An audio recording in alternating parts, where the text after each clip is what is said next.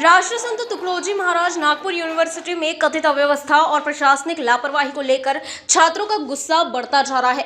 भाजपा युवा मोर्चा छात्र आघाड़ी ने विश्वविद्यालय के मुख्य प्रवेश द्वार पर धरना आंदोलन किया।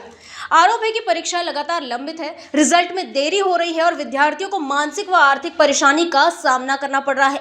प्रदर्शनकारियों ने बताया कि कुलगुरु को पहले भी 2 बार ज्ञापन सौंपा गया था और समस्याओं के समाधान के लिए 48 घंटे का अल्टीमेटम दिया गया था, लेकिन समय सीमा खत्म होने के बाद भी कोई ठोस कार्रवाई नहीं की गई। आंदोलन के दौरान छात्रों ने 20 समस्याओं के प्रतीक के रूप में कुलगुरु को 20 कुंडियां भेंट करने की तैयारी की। छात्रों ने चेतावनी दी कि जल्द समाधान नहीं हुआ तो आंदोलन और तेज किया जाएगा। हे दुर्दैव आहे। आमच्या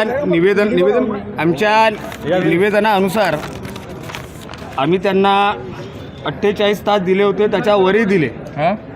काल सुट्टी होती, याच्यानंतरही म्हटलं की आम्ही त्यांना आपण काहीतरी माणुसकीच्या नात्यानं त्यांना आपण सवलत दिली पाहिजे।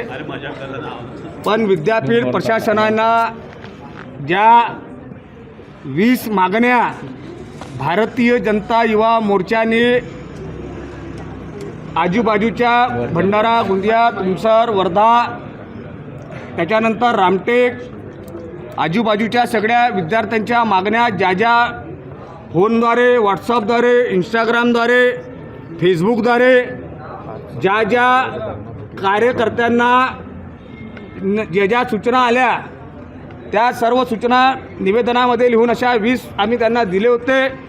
त्याच्यानंतरही कुलगुरूंनी त्याच्यावर काही केलं नाही।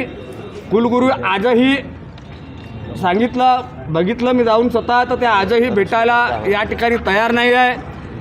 माहीत नाही त्या का भेटायला तयार नाही आहे। दुसरी गोष्ट की दुर्दैव हे आहे की ज्या काही छोट्या संघटना आहे, ज्या काही छोट्या संघटना आहे, अशा 5-6 लोकांना संघटनेच्या त्या भेटलेल्या आहे। पर त्यांना ज्या मूल समस्या घेऊन भारतीय जनता युवा मोर्चाचे कार्यकर्ते आज जेव्हा आले तर त्या कार्यकर्त्यांना त्यांना भेटायचं नाही आहे, त्या कार्यकर्त्यासोबत त्यांना बोलायचं नाही आहे। आणि भारतीय जनता युवा मोर्चाने ज्या काही मागण्या या ठिकाणी केलेल्या आहे त्या सर्व मागण्या त्या जोपर्यंत पूर्ण करणार नाही तोपर्यंत भारतीय जनता युवा मोर्चा या ठिकाणून हलणार नाही। आणि आम्ही त्यांना यासाठी 20 झाडं देत आहे की जेव्हा तुम्ही याल, कारण की तुम्ही आम्हाला भेटत नाही, तुम्ही छोट्या संघटनांना भेटताय, तुम्हाला आमच्यासाठी वेळ, तुम्ही आमच्या विपरीत विचारधारेच्या लोकांना भेटताय, तुम्हाला आमच्यासाठी वेळ नाही आहे।